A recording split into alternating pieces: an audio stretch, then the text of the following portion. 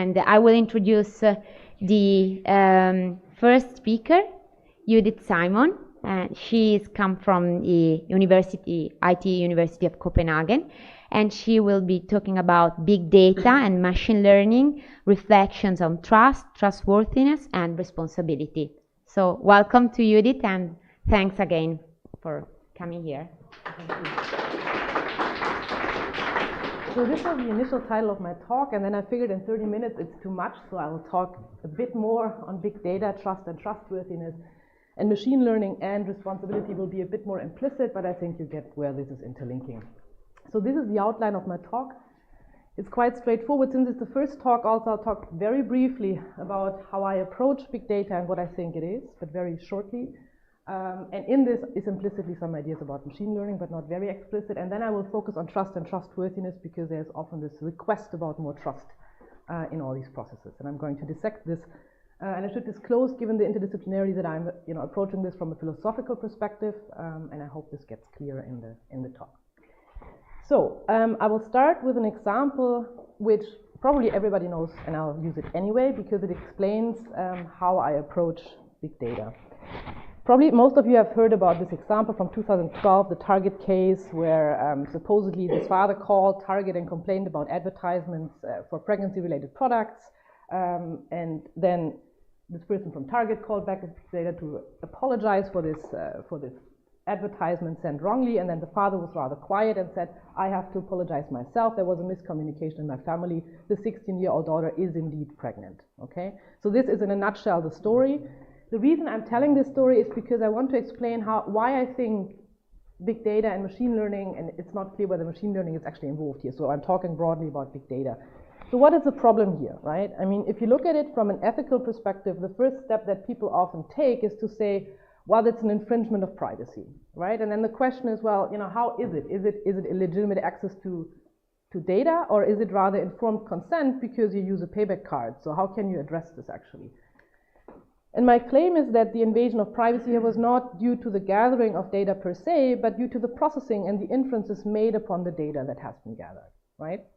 And this is important because I want to look at big data practices as knowledge practices. That's what I mean by epistemic practices, that then have certain ethical, legal, and political implications. But my focus line will be, what are these exact practices of dealing with data and making predictions and making inferences, etc., that then have certain implications. So this is how I want to look at big data practice and machine learning, from linking ethics, epistemology, and politics. I'm well aware that there are lots of other perspectives on that, and some of them will come today on law and economics. I'm just not focusing on them, not because I don't think it's important, it's just not my field of expertise. So when we talk about this, initially one of the biggest definitions is always this, different V's and volume and velocity and variety. This is from IBM, but one of the definitions that I found more useful to understand these practices has been provided by Boyd and Crawford, and I'll read this out loud. And they say, we define big data as a cultural, technological, and scholarly phenomenon that rests on the interplay of, first, a technology, maximizing computation power and algorithmic accuracy to gather, analyze, link, and compare large data sets. Second, analysis, drawing on large data sets to identify patterns in order to make economic, social, technical, and legal claims. And here you already get a picture of where all the processes such as machine learning may be placed in. And third, and this is important, also mythology, the widespread belief that these large data sets offer a higher form of intelligence and knowledge that can generate insights that were previously impossible with the aura of truth, objectivity, and accuracy. And I think this is something I would like to get back on later on. A different way of looking is what are the different types of data that we talk about, and usually the first thing people think about are all these social media types, the explicit and the implicit ones, the traces you leave while you do something else, as well as the things you do explicitly. But of course, we can talk about all sorts of transaction data, everything related to where you are with your mobile phone at what point of time, increasingly about sensor data, Internet of Things, and all these different data types. If you just zoom into research, we could broadly distinguish also data in the context of science, non-human related data types in astronomy, physics, biology. They have long dealt with large corpora of data. Human-related data from psychology, economy, sociology, and medicine.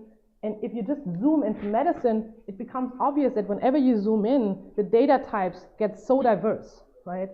So you have data from clinical trials, genetic data, data from electronic patient records, administrative hospital data, sensor data, data from monitoring devices, and all these personal health monitoring devices that also leave all sorts of traces. So I did this just to give you an idea. And another type that is important when we talk about big data in the context of governance are also some identifying data, such as family registries, information about address, occupation, social security numbers, census data, financial data, etc. I put the open in brackets because, of course, not all of that is necessarily open, but some of this may be open. So what is, of course, interesting in the context of big data and also of machine learning practices is that this data can be interlinked and merged, and then you can do some processing on this data. But I just wanted to zoom in and give you a bit of an idea what exactly types of data we're talking about. If you want to distinguish like who's involved in big data, and again, I make a broad brush. If you look at it, you have different players. You have machine learning and data practices in industry, in academia, in governance, and to a certain degree, of course, users collect data themselves, but also to a much more limited degree. And of course, in these different sectors, the functions and the implications of these practices are very different. So what I will do is, I will briefly look at them now, and then return to issues of trust and trustworthiness in these different sectors later on. So of course, thinking about industry, and big data and machine learning, people often think about this being tracked and profiled. This is an artwork by the German artist Doris Graf, which is really indicating these classification mechanisms that are going on when you do other things. Of course, people often also think of these new data collectors, but interestingly, of course, you have to, and this is an old picture, there are much better pictures of this now, but there is a huge landscape of people dealing with data and using different mechanisms that you haven't even heard of and that you probably don't even encounter in your daily life. So, secondly, in academia, here, of course, data gathering and processing of data and inferences have been part of science from the very beginning. So, be it in biology, this is the telescope of Galilei. This is Francis Galton, just to depict some of the different disciplines here. And a question that has been discussed, of course, is to what degree do these new mechanisms and processes and practices lead to a paradigm shift within research and science? Okay, and I'll get back to this later on. And the third important sector is governance, of course. And you have tons of papers, and more of them on big data, which is also, and less of them yet on machine learning as a specific topic, and which is why I depicted those here. And all of them, basically, I just picked one of those, which is quite balanced in a sense, because there are lots of promises for advances in public sectors of dealing with all this data that can solve everything. But of course, even within these reports, this is contrasted with certain threats for values and civil rights, such as privacy, freedom of speech and association, equality and autonomy. Okay, so this was just starting off like what I think, to a certain degree, what I want to talk about. So now, trust is interestingly something that in the context of big data is frequently strived for. It seems people really want, industry wants more trust and policy wants more trust. And as a philosopher, then of course you say, well, you should think about this a bit more carefully. So the first question is like, what are we talking about when we talk about trust in big data? Like, who are the agent and patients of trust, if you wish? Whom are you trusting? So is it trust in the data? Is it trust in the algorithms? Is it trust in the systems or the platforms? Should we trust in the results of the data analytics? Should we trust in the application of these analytics for different purposes? Should we trust in the practices in these different sectors, in industry, in academia, and governance?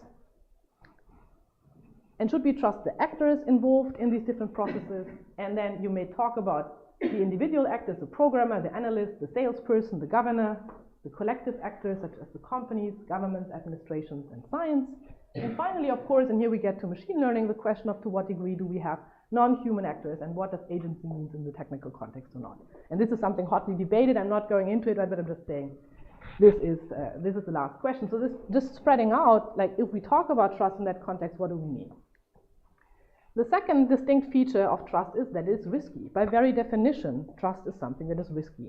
And I'm just going to use two definitions, one by Luhmann, who has provided a quite influential sociological account of trust, and he writes, first of all, there has to be some cause for displaying trust. There has to be defined some situation in which the person trusting is dependent on his partner, otherwise the problem does not arise. His behavior must then commit him to a situation and make him run the risk of his trust being betrayed. In other words, he must invest in what we call earlier a risky investment. one fundamental condition is that it must be possible for the partner to abuse the trust. Okay? So this is a very fundamental definition of trust. Similar one by philosopher Hardin, a political scientist also. Trust is inherently subject to the risk that the others will abuse the power of discretion. And I think this is very important when we think about machine learning and big data in that context. So then the question is, if trust is risky, and if we don't even know what we're talking about, whom to trust, whom and what should we trust? And to wrap this up for the moment, I would say trust in big data is a very complex socio-technical phenomenon. Technologies in that case mediate trust relations between humans and are a recipient, a patient of trust themselves to a certain degree. And especially in the case of machine learning, this trust, and I will argue for that in a minute, is increasingly blind trust, because it is difficult to have reasons for trusting or distrusting. Okay? And the question then is, are there alternatives to such a blind trust in systems? Can we have some form of justified trust? Can we rationally place or withhold trust in different instances? Okay? So the goal, of course, is to trust those and only those who are trustworthy and act responsibly in trusting and being trustworthy. So this is the underlying rationale. Okay? So let me now move again through these three different sectors. First, trust in academia. So in science and in philosophy of science, this has been discussed for a while, trust is also a fundamental ingredient of all knowledge practices. And if you think about it, without trusting somebody else, you neither know when and where you are born, so something very basic, because somebody told you so, right? Nor can you achieve advanced scientific knowledge, because you always depend on your collaborators, on previous research, etc. And of course, increasingly, trust is not only, or for a long time, trust is not only placed in people, but also in other entities, such as institutions, procedures, methods, and increasingly technologies. Okay? So one of the early books, not the earliest, but one early and influential book on that topic has been by Donald McKenzie from 2001. It's called Mechanizing Proof, Computing, Risk, and Trust. In this, he basically does a history of the early days of artificial intelligence and basically compares formal proof as conducted by a machine with human proof of the four-color theorem. And he basically shows all the debates that went around this, whether or not this machine proof consisted in proof if nobody can understand it. Okay? So this is a very early historical case here. He writes, most aspects of our private and social life depend on computing, but how can we know that computing is trustworthy? And this, I think, is a crucial question that we're facing now in the context of machine learning again.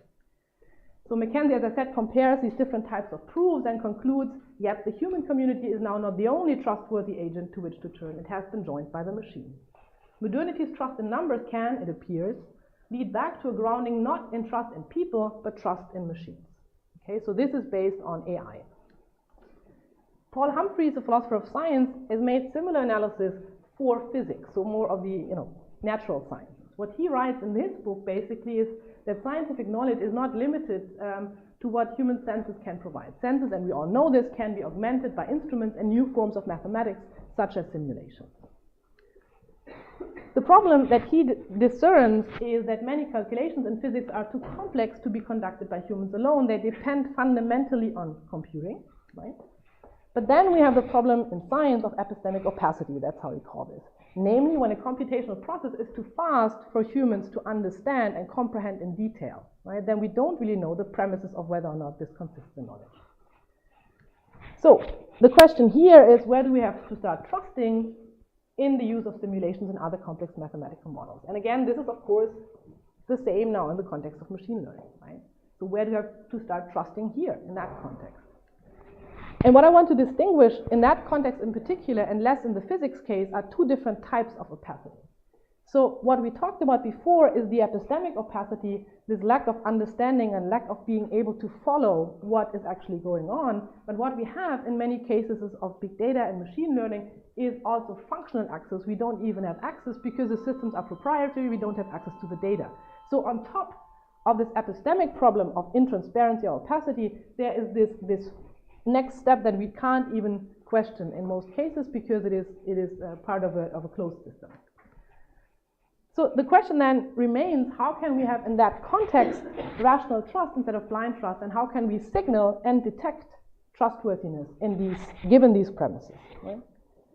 So question that I want to, and I just want to ask them, not answer them, unfortunately, to what extent can machine reasoning be made human understandable? And what are the means to do this? I mean, I know there are efforts when it comes to visualization in more applied settings of bias detection software, so software used themselves to detect certain biases. So the question is really, what can be done in that regard?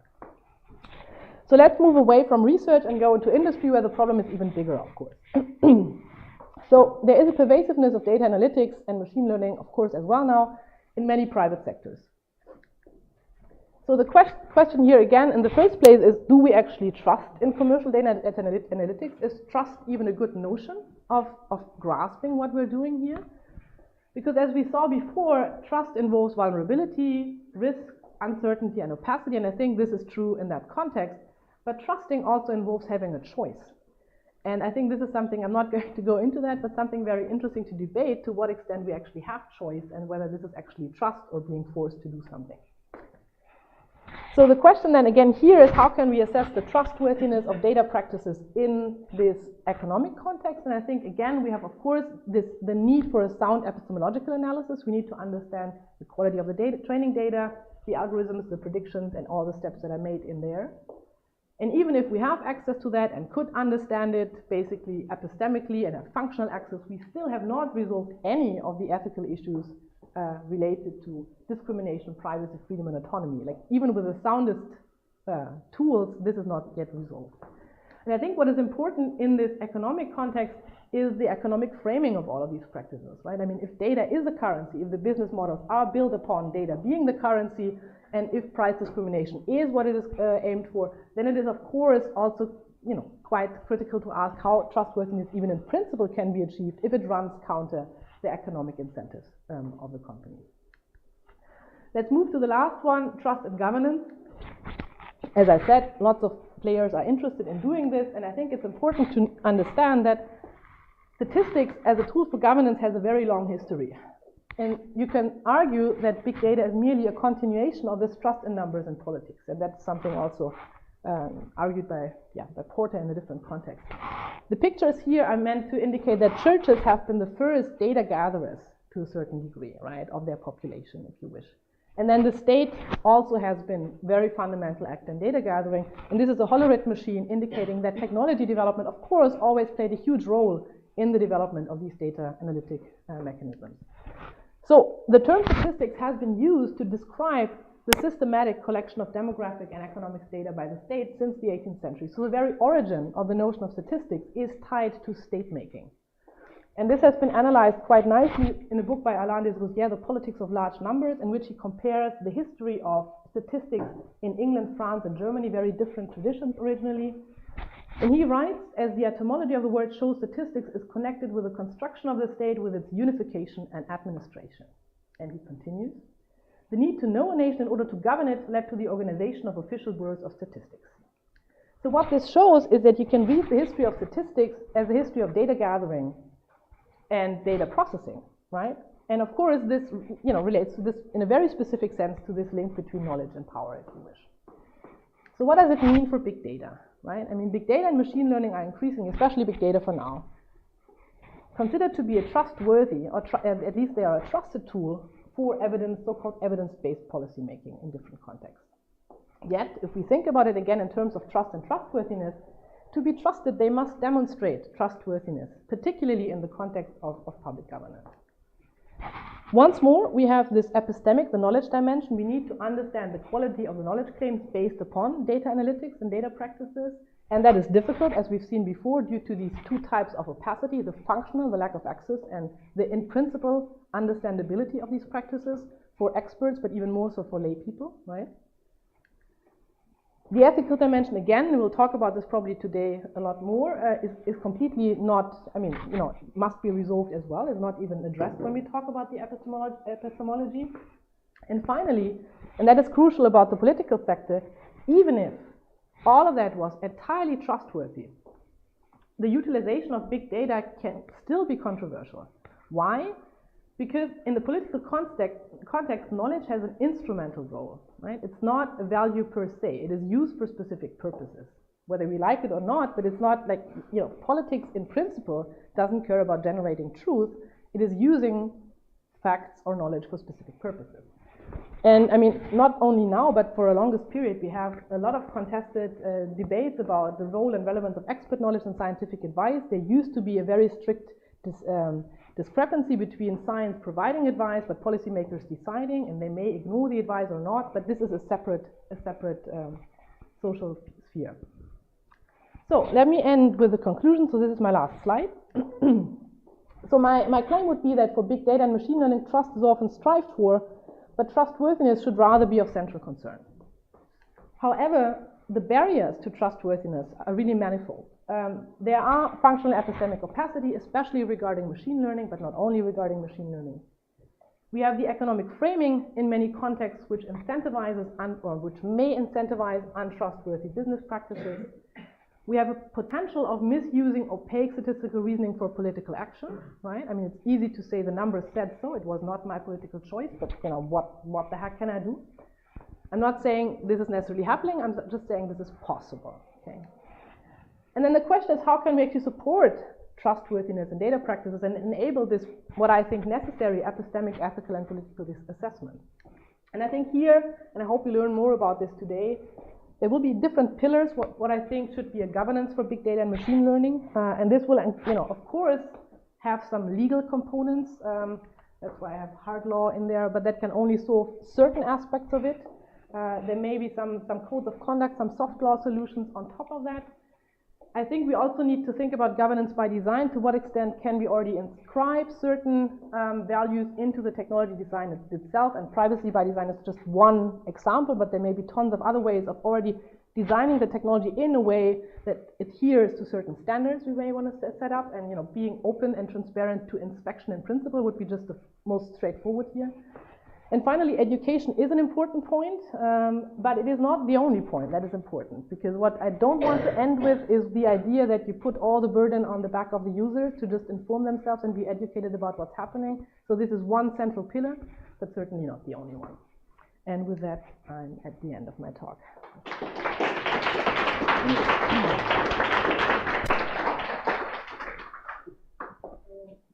We have 10 minutes for some questions, so if you have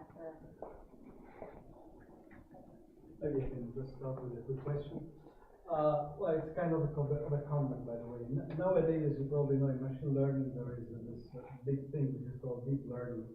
And a lot of people are kind of concerned of the fact that we cannot really understand how these models work. They work, they are able to solve maybe practical problems, but we don't really understand why they work, etc. It's like the discussion we had in science between explanation and prediction. It's more or less the same story.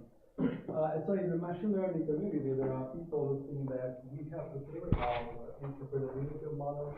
On the other hand, we have very prominent figures who say, why should we care about this?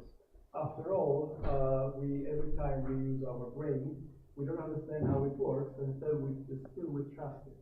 So what can we say to this fraction of machine learning people who doesn't believe that trust is important or interpretability is important?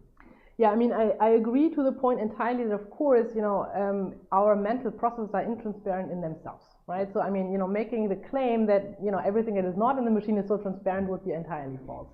I don't think this entirely resolves also the issue of trying to make things transparent, especially because the implications are vast, increasingly getting vast. I mean, you know, if somebody uses some machine learning algorithm in his laboratory for whatever, you know, just doing an experiment, well, you know, he can do with it whatever it wants. But if that is put into a societal context and it's deciding about the pension funds or whatnot, then we're talking about different terms of liability and different types of impact. So I think the moment things have huge impact, the higher the threshold must be to be able to be inspectable, right?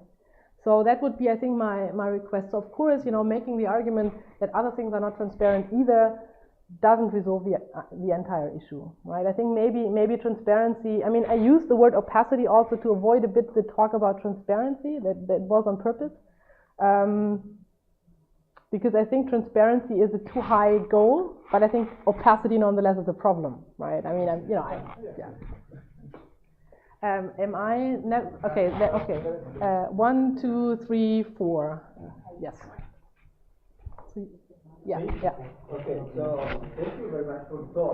Very nice that I was thinking about deep learning too. So the question was exactly about deep learning. I enjoyed the talk because it posed a lot of questions and it didn't try to give a lot of solutions. So it's very, I'll say, very good stimulus for us. And actually, about I don't be an expert of epistemic capacity or something. So I cannot say so much here. But about functional capacity, actually deep learning is the best. So it's totally opaque. It works very well, but nobody knows why. And this is just an example of the many techniques that the machine learning are using. So in this sense, I think that opacity has some similarity with openness, but it's not the same. So yeah, opacity. I mean, what I meant by that is actually opaque being that it's intransparent, and the functional opacity means simply that, you know, if you have lots of systems, let's say big data systems that are in the hands of private companies, and you don't even get access to neither the training data, nor the algorithms, nor any of the premises in the system. That's the very basic sense in which I meant functional. That you don't even, you know, even if you were able to understand it cognitively, epistemically, you're not even able to, because you're not allowed for legal reasons to get access. That's what I meant by functional access. Because, you know, let's assume you use a certain software for what is it, parole predictions or whatnot, and you don't even know what parameters feed into that decision, then you can't criticize it because you don't have access because of proprietary rights. So that's what I meant by the functional. The epistemic one is really the understanding and the lack of understanding. So I guess the deep learning and machine learning is, you know, the deciding line is, do you first have access so that you can even probe whether you understand it, or is that already blocked? And once you have access, can you then understand what's going on? Right, so that would be the two types of opacity. Thank you very much. Thank you. There was, yeah. Okay, very nice talk. Really enjoyed it. I wanted to pick up on the question that was asked before. Yeah. So, I think if it is the way I see it is in a slightly more nuanced way, in the sense that I don't believe that any machine learning person, if they could actually understand it or interpret it, would ever say understanding is not necessary at all. The problem might actually be, what do we really mean by understanding? Yeah. And could there actually be multiple different understandings of the same phenomena? Yeah. I know that today, because of the state of the art, there are certain worries that sometimes we're building these learning algorithms where we don't understand what parameters are being fed in and so on. But I expect that in the coming decade or so, we would resolve some of those things.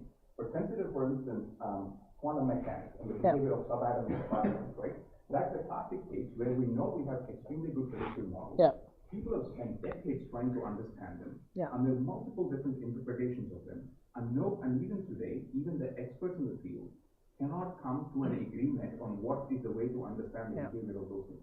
Now, if you think about it in that way, suppose if you imagine that thing playing out in the world of human behaviors as well. What if in the future we discover that we have these models that have extremely good predictive behaviors, and predictive power on human behaviors, but there are just too many different ways of understanding them and interpreting them? And how would we, so that is the kind of situation that actually worries me more than actually the thing of like not having any single explanation. That what if there are too many different ways of understanding things? Do we, at some point, would we come to a conclusion that maybe it's not even important to decide which is the right way to understand things?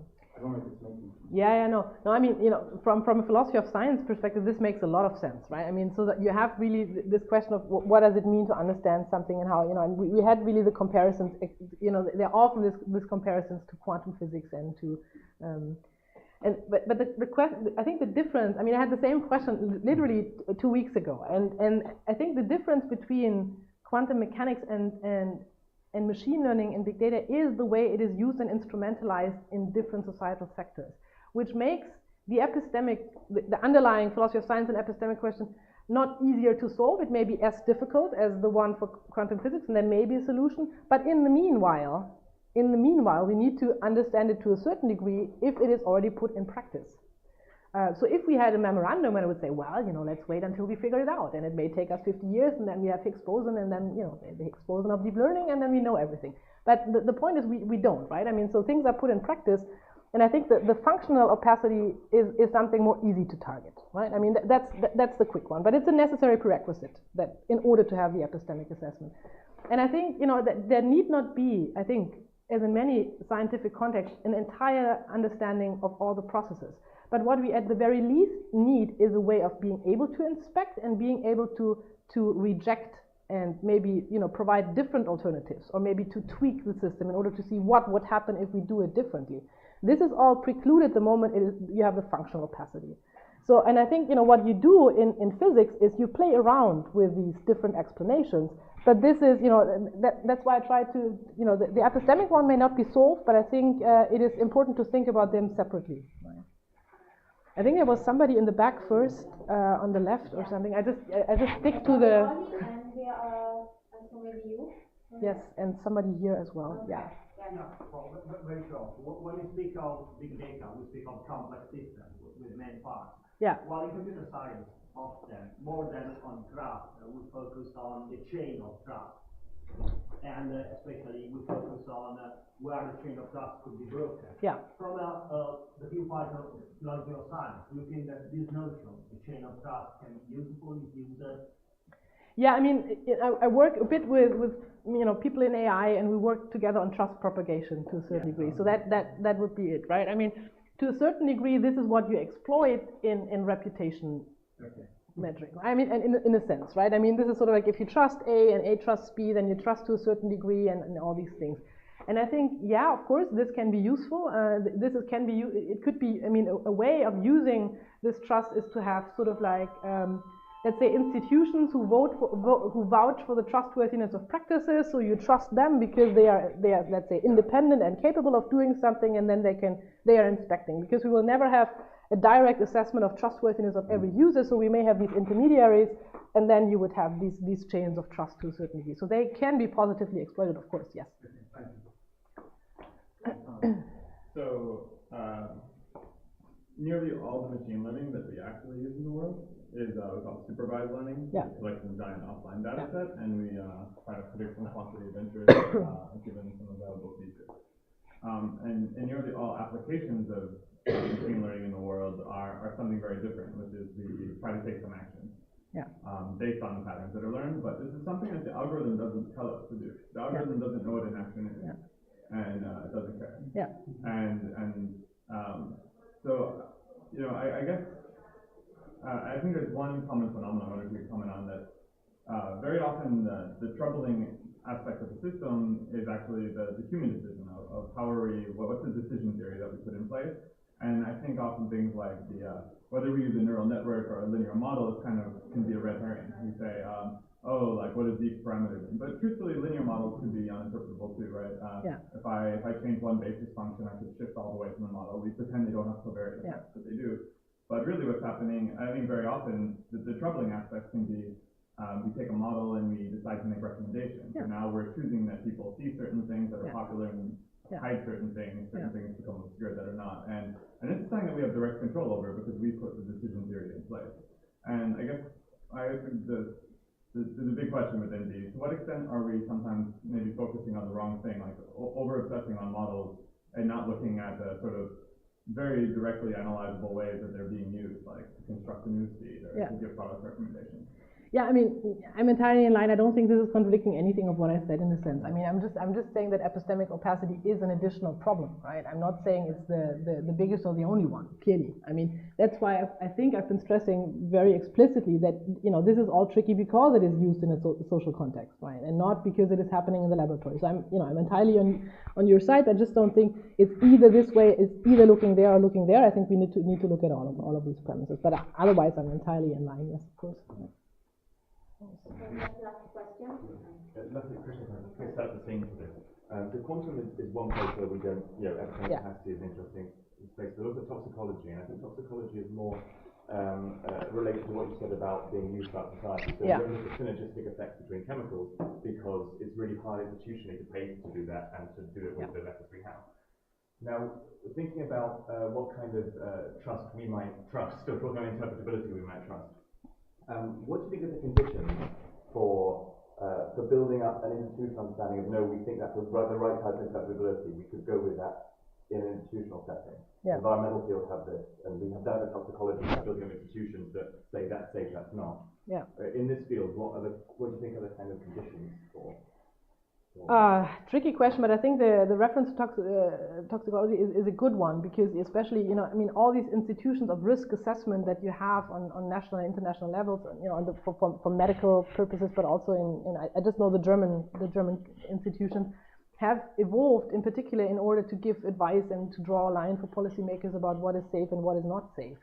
I don't think anything similar exists yet in that context. It would need to be developed. I mean, what are the premises for trustworthy institutions are the same everywhere. They must be independent.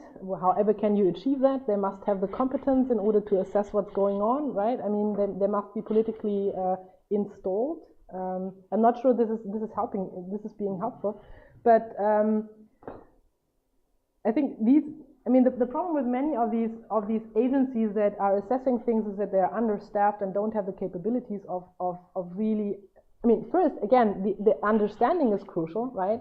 You have a certain number of people being data analysts, let's call it this way. And then the question is, where do they work? When they get offered a job at Google, which is maybe more interesting, or do they work for the agency? And, do you get the good people? Do you get enough of the good people? Are you being funded? I'm a bit skeptical with the current political affairs that this will be the most pressing issue in many countries, to fund critical voices assessing business practices. I mean, I'm being quite skeptical right now, given the overall political developments. But yeah, I wish I could end on a more positive note. But let's see, maybe things change, and I think everything will be nice. So thanks again. Thank you.